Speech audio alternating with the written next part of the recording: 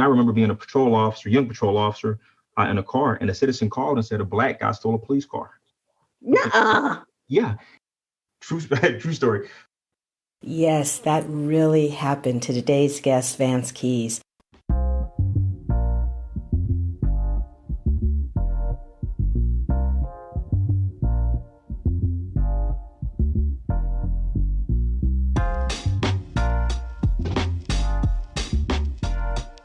Welcome to 365 Brothers, the podcast. I'm your host, Robin Shine. Today, we're speaking with a gentleman who has 2 decades of experience in law enforcement, also has 5 years in the Marines, and he is currently in local law enforcement in the greater Fort Worth area. We're speaking with Vance Keys. Welcome, Vance. Thank you for having me. It's a pleasure. I'm very excited to have an opportunity to speak and share with our listeners a brother who is in law enforcement. Before we get into the questions, is there anything that you'd like to share with the listeners to help them get to know you better? Yes, I'm originally from Eastern North Carolina, a very small community. Been living in Texas for about 21 and a half years. Married.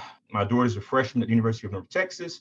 My wife is a social work. She has her PhD in social work, and her research interest is colorism. And that's pretty much, I guess. Oh, and I love classic cars, especially Chevys, muscle cars, Novas, and Chevelles.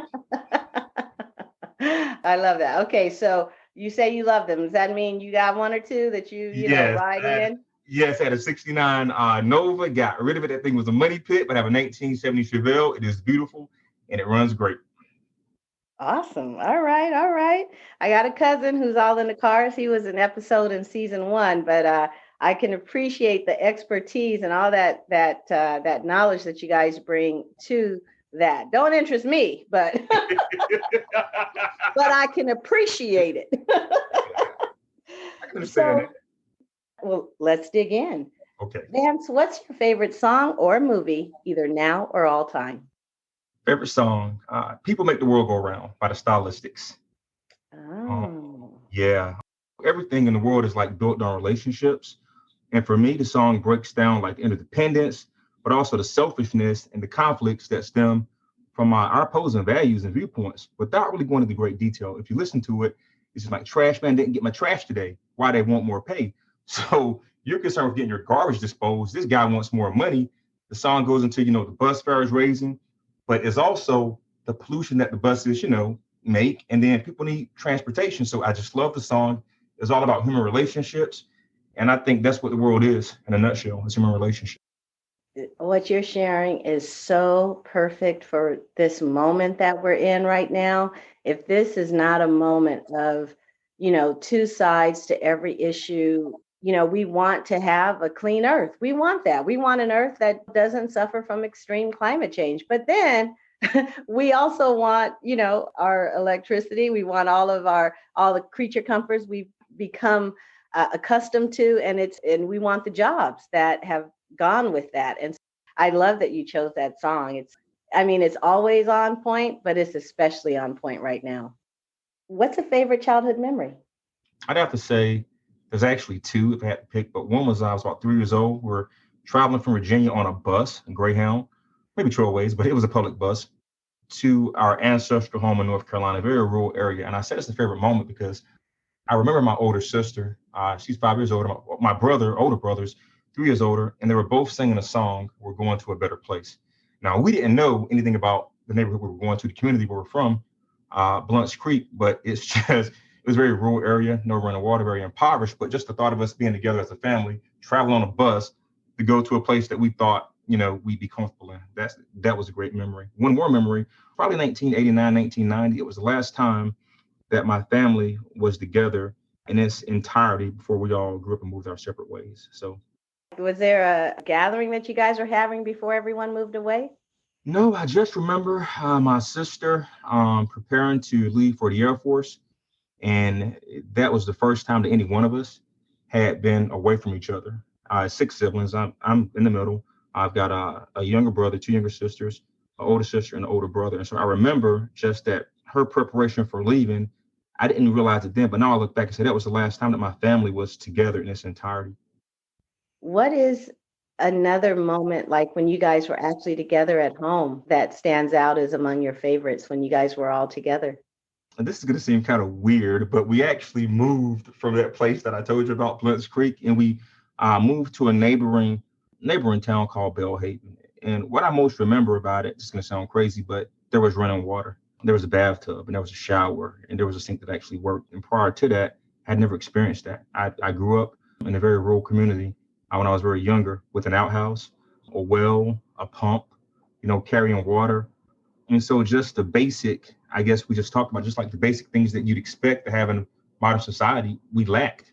And so when we first moved to that apartment, which was actually public housing, was, the projects, but I was so excited that we were like finally, like modern living like the rest of the world. And how old were you? Wow, man, maybe 12 or 13 then. A lot of us city folk, we forget that the rural areas, they're not just when you were young, but we still have rural areas today Yeah, where some of the modern convenience that we just assume every American is living with, it's not the case. no, not at all. Not at all. Let's talk about accomplishments. I asked this question in two parts. First, an accomplishment that means the most to you personally, and then an accomplishment that tends to get the oh or wow. So let's start with the first. Which accomplishment means the most to you personally? So last year, I was the 2020 Democratic nominee for the Tarrant County Sheriff's Office. And if you don't know anything about Tarrant County, it's a North Texas county, about 2 million people, but it's also the largest Republican metropolitan area in the nation. Hands down, we're the largest red county in the United States. And so I was very Wow. proud that first it got a nomination, and then two, I was able to receive 47% of the vote, which totaled at about 381,000 votes. So for me, that was a huge accomplishment. Just meeting, I didn't win, but just meeting different people, making the connections, and having an impact on people in my community. That meant the world to me. Wow. And I mean, you didn't say it, but it's implied. And I think we all know. But just to be clear, you were running as a Democrat in this red Oh county. yes, oh yes. I ran it. Yes, and And I was so, yes, yes, yes, no doubt. and Um, what made you choose to run for that office? I saw a need. The sheriff's office in a lot of areas is, people don't know a lot about it. It's kind of that hidden area of law enforcement. But in this particular case, our sheriff was very much not to offend anybody of any, political affiliation, but the sheriff was what I call a Trumpster. And he had made some just inflammatory remarks about people in the community, with particular emphasis on immigrants. And so I've been in law enforcement for 20 plus years, right? And I said, Mhm. that's not the type of representation that we need at the Tarrant County Sheriff's Office. The sheriff is also, for all intents and purposes, the highest law enforcement officer in the county. So if this guy's talking crazy or whatever and things are going on, what type of message does that send to people in the community, but also the law enforcement officers, the police officers? And finally, I'll say this. If I hadn't run, nobody else would have ran. And a person in a singular race is not a race at all. Well, as a person who teaches government, I mean, I can very easily say thank you for your service in the Marines, and I mean that. And I also can thank you for your service as an officer, but I also want to thank you for participating in the democratic process because, it's such a small, small, small group of people who will take that on. Like, we love our democracy, but it requires people participating, like being willing to run. And so I acknowledge you for taking that on. Thank you. Yeah. What about the accomplishment that gets the wow from others? I come from very humble beginnings. I'll never say I came from nothing, but I came from a very impoverished background where toilet tissue was a luxury. I didn't complete high school. A lot of fights when I was younger, a lot of teasing, and I thought being poor was a very individual situation when I was younger, but it's not. I didn't realize it at the time. So I dropped out of high school when I was 16 years old. Went to Job Corps, got a GED, and joined the Marine Corps. Since then, I've earned a bachelor's, I've earned 3 masters, 2 graduate certificates, and a doctorate. I think that is for at least for other people is what gets the most like, wow, that's a lot of accomplishment. But I really, really value education and not just in the formal sense. I love learning new things. You said that when you were younger, you thought being poor was an individual thing, and now you have a different perspective. And you implied that it contributed to your dropping out of high school at 16. Can you say more about that? Yeah. So I remember having at one time one pair of pants with a spaghetti stain on them. And so we washed the pants and I wore the pants, and we washed the pants and I wore the pants. I remember going to school with chicken wire holding my shoes together.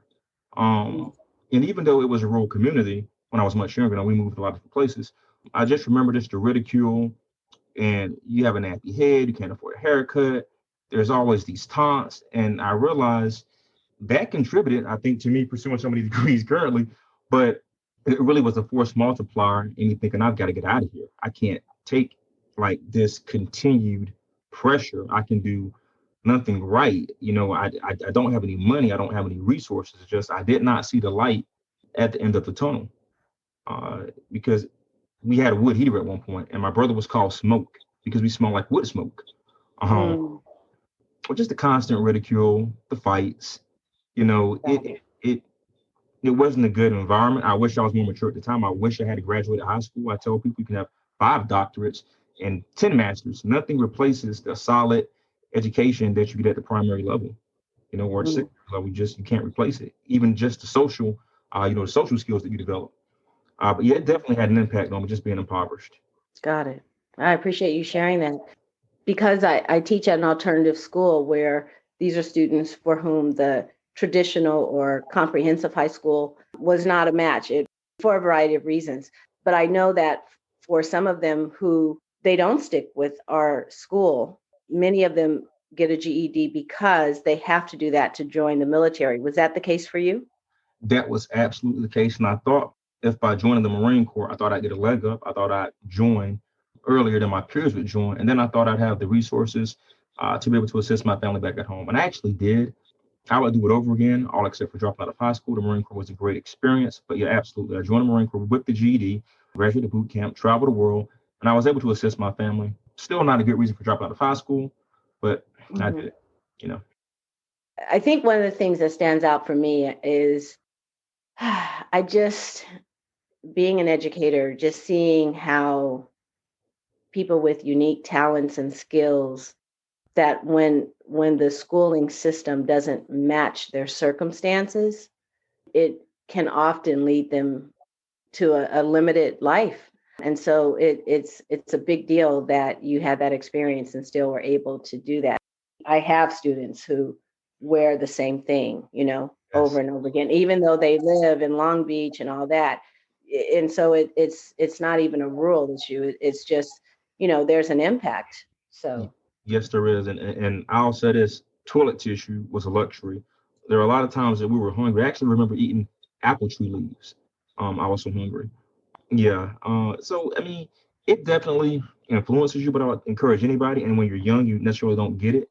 It's right. not going to kill you. And if it doesn't kill you, it sounds so trite sometimes, but it indeed makes you stronger. I went to Job Corps. I did not receive a trade. I didn't go to Job Corps for a trade. I went to Job Corps to receive a GED.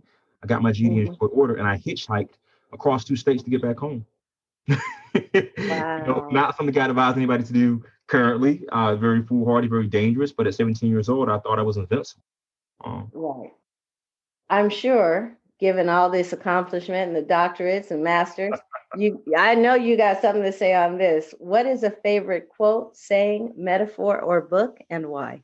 The book, hands down, is the autobiography of Malcolm X. And I read the book back in 1990, prior to 1992 Spike Lee motion picture. And I was so inspired by Malcolm X's life. He was principally self-taught. He didn't finish high school. But he had this appreciation and love and commitment to Black people that is just ignited like a fire in me on my journey in life. I've not eaten a piece of pork since I was 14 years old, and that's due in part to reading the autobiography of Malcolm X. As in terms of a quote, I think a goal is not always meant to be reached. It often serves simply as something to aim at, and Bruce Lee said that. And I think what I get from that, more so than not saying you're not going to achieve your goals, but even if you don't achieve your goals, let that goal be an inspiration to other people, or maybe you don't benefit from the fruits of your labor, but someone else does. I like it. I like it. As an aside, taking on this podcast project, I, interviewed some family members, and one of my uncles I interviewed, Thurman Davis. I didn't know that my dad, well, first of all, my father was someone who was familiar with the prison system. Okay. But at some point, he brought Malcolm X to Long Beach and had Malcolm X in a room with a handful of other brothers, including my grandfather and this uncle, to talk about advancement and Christianity versus Islam. I didn't even know that until I happened to start this podcast. And there's no way to say it except it brought me a lot of pride in knowing that that was something he had done, That is amazing. Wow. I know, that's how I felt. I'm envious, actually. That's wow. Yeah. And it also showed me the other thing about it, though, is it just shows you how these leaders are not that we revere. They aren't so far back in time. No, there are not, and neither is a lot of things that they fought to change. Those things aren't so far back in history either. I know. Again, my father's one generation removed, or I'm one generation removed rather, from Jim Crow, where my father couldn't attend this school, where he couldn't ride this bus, where he couldn't make this point of entry into a business. And it's not that far back. It's one generation for a lot of us. Let's talk about things that affect your life. Is there a person, conversation, moment, or event that stands out as either changing the trajectory of your life or had a significant impact on your life? Absolutely. I told you earlier that the last time we were all together as a family was probably 1989, 1990. After that, it was about 2000, 2001 actually. But 2002, my mother died. She was in her early 50s, had a newborn, and her granddaughter, she never got to see her because she passed away. My brother and I, we took in our younger sisters, and we helped raise them. So that definitely changed the trajectory of my life. It is a forever moment. You only get one mother. Um, and I imagined that life would be different, that she would get to see me accomplish some of the things that I told her that I would, do in life. And it didn't happen that way. How old were you when your mom passed? I was 25 years old. Uh-huh. And so a lot of these significant accomplishments, you were just starting that path. Yes, I had been a police officer for about a year. Had not completed any degrees. I was on the way to completing my first degree. I hadn't even taken the corporal detective's exam, so I hadn't advanced to my position. I was a new husband, new father, new police officer, living in a different state. So, and she didn't really get to see. I certainly cannot speak on behalf of your mother, but I have to guess that given your humble beginnings and some of the things you went through, just the fact that she knew that you became an officer, had completed the Marines and started a family, that had to be significant for her. Thank you. Yeah, I'm sure of it. What is a moment or event that highlights your experience as a Black man in the United States? So I really struggle with this question because I feel like they occur daily. I'm a captain with the local police department, a large metropolitan police department. I used to be a deputy chief, and a white officer committed some pretty egregious acts against a Black citizen, and I requested that this person be terminated and that criminal charges be brought. And at the end of the day, I was the one that was disciplined for this person's errant use of force under the guise that I shared confidential information from his file with the public, which didn't happen, was never proven. In a sense, then the suspension has been overturned, but it just goes to show that no matter what position you're in this nation, as a Black person, you can be a physician, an educator, a law enforcement officer, whatever the case may be. At the end of the day, a lot of times, it seems at least, that your skin is your sin. And so I will never forget just the reaction from my peers when I suggested that this officer be terminated and charged. Hmm. Like there are like 1,000 thoughts running through my head right now as you share that, but I just, I feel like I got to take a moment just to kind of like let them all pass through. I guess the one that just kind of won't just pass on and move out of my mind is here you were standing up for, a standard in the appropriate use of force. And then the result is kind of, a nail sticking out and a hammer coming after it. That's often the case in any profession that we aspire to or anything that we do in life. And I think it goes back to a lot of times we tell our kids you have to be better just to be equal. And that is so unfortunate because you should just be equal to be equal. You should just be a human being and just get afforded that, that measure of respect. But again, I think that would be the experience that would say, okay, this is the highlighting moment of what it means to be a Black man in America. I've never been arrested, never had any criminal, never anything, had an exemplary, stellar career, and to be accused of this thing, and it's not true. You're just doing it because you want to redirect attention from what this officer did. But it happens, and it happens. I don't want to say on a daily basis, but it happens frequently. Not just in law enforcement. It happens in other areas. But No, you're right. And so that's what I'm familiar with.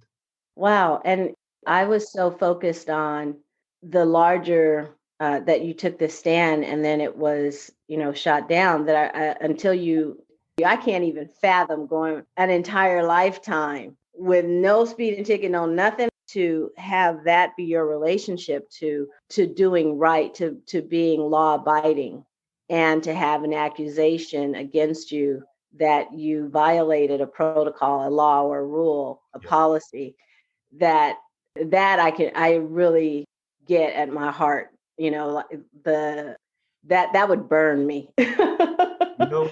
And I try not to be burned. I'm not bitter. I'm not enraged. I'm not even angry, even though I may have the right to be so.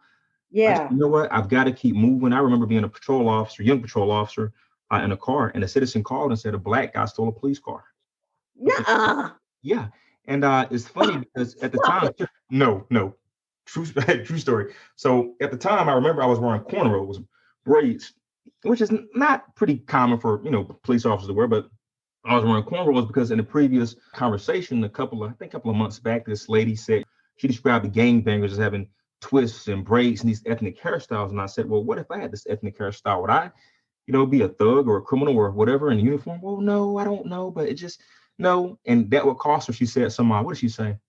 Some dissonance. It cost her some dissonance if she saw, a police officer with braids. So I said, hey, well, let me grow my hair out, because at the end of the day, people have different hairstyles and you can't judge them based on their appearance. But as a police officer in full uniform in a marked unit, someone called to report that I had stolen a car. Of course, I responded, knocked on the door, rang the doorbell, nobody answered. But it's just those types of things that really, Okay, hold on. So you were, and I know you said it, but I don't know. So marked car, meaning it says police department on it. So that's how she knew it was a police car. And you were stationary for whatever reason. I was sitting. And there it goes. Black man stole a police car at this location. I'm like, oh, really? You send me that call so I can respond to that, your allegation. And the person never answered the door. Oh, okay. Wow. Okay. Well, you've already answered it, really, but I'm still going to ask because there may be other things you want to say. Have you had any interactions with law enforcement? I mean, especially since you just told us you haven't had anything happen. I drive, across the country frequently. Mm-hmm. I have been stopped in different states, have Texas license plates, and they want to know if you're running drugs or no, I'm not running drugs. No, you can't search my car. I don't have anything to hide, but no, you're not going to disrupt my day and search my car. There is one instance, however, that stands out. I was living on the east side of town, which primarily a African-American, side of town here in the city of Fort Worth. It's heavily populated with Black people. And I had went to the grocery store. And as I recall, it was Walmart. I had my daughter was an infant, very young. I had a big old bag of Pampers. And at the time, Walmart locally had a policy that if your item couldn't fit in a bag, the person checked your receipt as you were leaving. So I'm in full uniform. I'm not exempt from any, kind of policies, but I'm leaving. And there's an off-duty officer working security at the Walmart. He was actually a sheriff's deputy. And as I go to leave, he stops me or attempts to stop me and asks if he can see my receipt. Right? I said, absolutely not. You see me, I'm a police officer in my city in uniform. No, you're not going to see my receipt. I said, if it was a Walmart, employee and that's their policy, that's fine. You're a police officer. You're here to prevent the consequences of theft and or, robbery or assaults, whatever. I've given you no reason to think I stole anything. I'm in uniform, no alarms went off. I walked right past him. He followed me out to my car. I said, "You have a nice What? day." I got in my car and I drove away. I later relayed that story to my supervisor at the time, who was African American male. Oh, and he was livid. I should have got his badge number. I should have did this. I should have did that. But it just goes to show professional courtesy. There is such thing called as professional courtesy in law enforcement, but even that has its limits. I'm like, what, are you serious? We're both law enforcement officers. I'm not going to stop for you and explain, show you my receipt for for a bag of Pampers. That's ridiculous. So, yeah. But it happens. The other day, I love to walk. It's my favorite form of exercise. And anyway, so after a decent long walk, I was like, you know what? I went into this store, and when I walked in, I will admit that I wasn't paying close attention. And I guess since COVID, I don't go there often, but since COVID, one set of doors is for entering and one was for exit. I walked in through the exit doors, and I remember not really figuring it out for a moment and then going back out, and the security guard that works there, I saw him kind of give me a look or whatever. So no big deal. So I go back around, I go back in the store, and I am getting in the section where all the beverages are, and I turn around and this guy is just leaned up, like like he's got to make sure I don't take something. And it's been it just doesn't happen that often uh, for me, that I was kind of like, oh shit, excuse me. No, you're Oh, good. dang. That still happens? Like y'all still do that for real? That comes to mind immediately. But then I go, because like you just heard me say, I would have burned. Like I was kind of like, I was still irritated. Wish I was walking away thinking, I wish I would have said, I should have said, I would have. Yeah. And so then I hear your story and I'm like, okay, wait, but I'm not an officer. I wasn't in uniform. Wow, I better just get that happens. Yes, yeah, chill out. Yeah, so profiling's a very real thing. It's a big thing still in law enforcement. And at least I think Black people, our people, we're so sensitized to it that even if it's not profiling, because we've been treated so horrifically in the past and our people have, we're going to assume that it is. And I tell new officers, you have to realize that it's not just you, it's the history and legacy of what you represent when you put on that uniform. That is the truth. If the United States was a woman, Vance, with whom you could speak, whether mother, lover, stranger, neighbor, whatever, what would you say to her? Stop lying. Just stop the lies. I would say stop lying. You don't have to be chained to your past, but you do have to acknowledge it and at some point embrace it and at some point study it so you don't repeat the same mistakes that you've done in the past. I would say to America, show respect and loyalty to those that have made your existence possible. That's what I would say to America with the specific regard to, I say, some of the most American people, and that is Black people, African Americans. Just show your respect, show your loyalty, stop lying, study your history so you can change not just the future, but the present as well.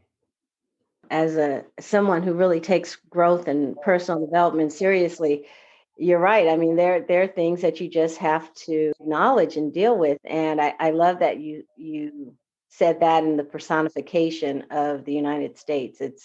Although I will say, when you first said it, my eyes got big. I was like, dang. It's powerful what you said. So what is love to you? Wow. So love to me is the willing action. Willing, it's got to be willing, that involves sacrifice or benefit to another. And when I think of love, I think of really three types of love. I'm not talking about, just three types of love. And I think what love is, it's the first type of love, for me at least, is wanting for your brother or your sister what you want for yourself. To me, that's love. If I want you to have, that's love. If I want the best for you, that's love. But that's just the first level. I think the second level of love is I'm going to share with you. If I have, you have. And I think the third level of love is the sacrificial love. You're going to have if I don't have. I'll give you what I have, even if it means I have not. And I think as a people, we really have to push towards that third level of love. We really have to start sacrificing, giving up more for others, because that's how we strengthen ourselves as a collective. So for me, love is action, is willing action, but it's also sacrifice. So give me an example. Put that on the court for me. Like when you say, you know, we need to do more of, Yeah. the third level. Um, okay.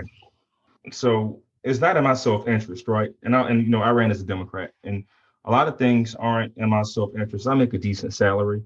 I voted for Barack Obama both times. I am an advocate for health care for everyone, even though a lot of those policies they don't benefit me personally.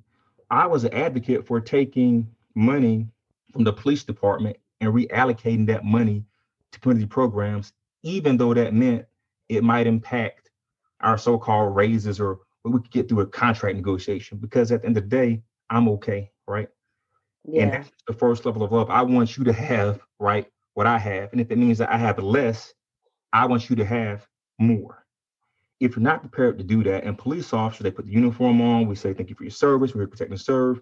If you're willing to give up your life, and this is the thing that bothers me about law enforcement, always has, if you say you're willing to lay down your life for a complete stranger, if you really mean that, if you truly mean that, that is a form of love.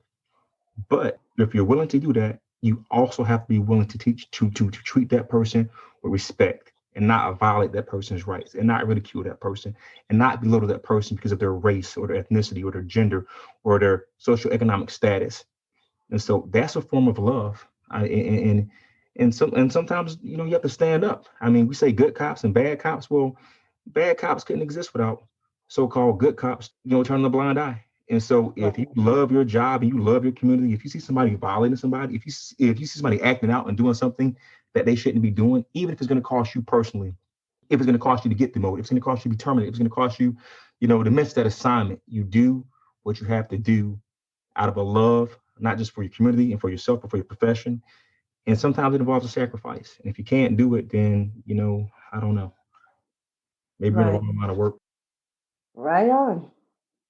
I remember when they were having the debates and the Democrats, and they were talking about health care for all. And I Yes. was like, yeah, I want it, but I want it without losing my health care, Yeah. without losing my Yeah. PPO. And Yeah. I have a cousin who's a millennial, and he really he put me in check.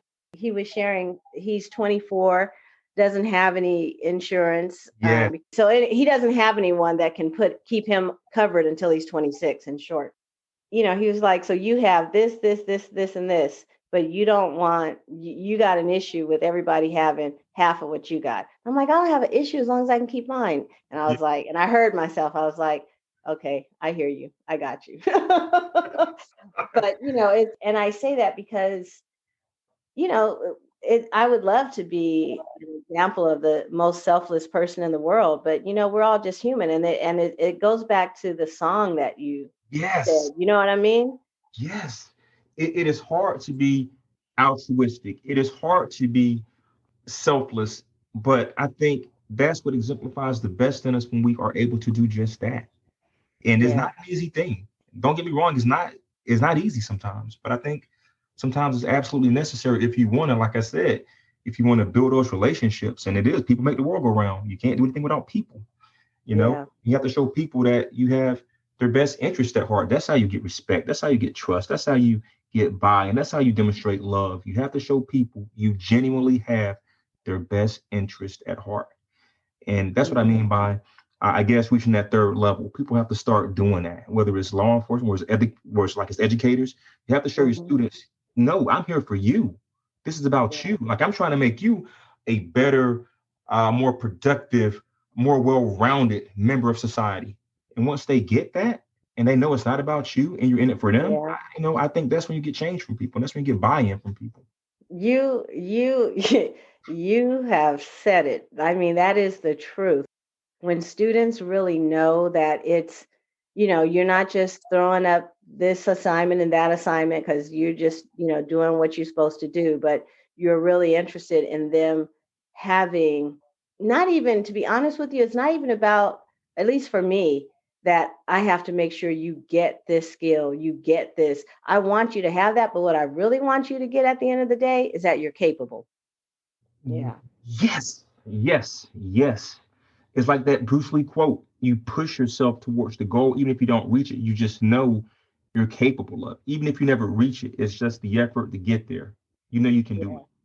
Yeah. It's just, it's really personal growth and development in the classroom. Yes. What is something you've learned through your profession, training, experience, or adventures that you believe, in particular, more Black men should know, but don't, knowing that whatever you say benefits all of us? I wish that more Black men knew their rights. I wish more Black people realized the power that they have. I have encountered so many men that it's unfortunate. I told you I ran for Tarrant County Sheriff. I Hmm. encountered so many men that were previously convicted felons and they hadn't voted for years because they thought they couldn't vote and they could vote. They just Mm. didn't realize they had the right to vote. I've encountered so many people that have endured embarrassment or discomfort because they agreed to a search when they didn't have anything going on. They weren't doing anything wrong, and they could have denied that search. And I'll be the first to say, knowing your rights, it's not it's not a barrier against being violated. It's not a barrier against being wronged. It's not a barrier against having errant force used against you. But if you do know your rights, you are in a better position not only to respond, but in some cases, recoup your losses. In some cases, to restore your dignity, to reaffirm your humanity. And so I Mm. encourage people in this system, in this experiment that we call the United States of America, if you're a Black man, the one thing you can do, and I love education, is you can educate yourself about your rights as it relates to the system. Because at some point, if you're a Black male in America, you have a high probability of being in a situation or an interaction that may be unfavorable to you in terms of the justice system, whether you did anything or not. That's what it is. So you have to know your rights, and I Well, more Black men would do that to educate themselves on what they, you know, on just their rights. well, here's where I plug a video that I always share in my law class that anyone can find on the internet. It's called 10 Rules for Dealing with the Police. And it is a wonderful video that you can share with teenagers. You can watch it yourself. And I, double down in saying that, like you said, it's not a guarantee that nothing's ever going to happen to you just because you know your rights, or that when you assert them, that they're going to be immediately respected as such. But it's a very empowering video. And whenever it comes up in a podcast, I always encourage people to check that out and to share it with as many teenagers and young people as possible. So thank you for that, Vance. Thank you. And I believe in, even as a police officer, I believe that we have to educate, especially our young men, on, just as you said, on the types of behavior and how you interact with police. And that's something that other cultures, other ethnicities, other nationalities, they don't have to do.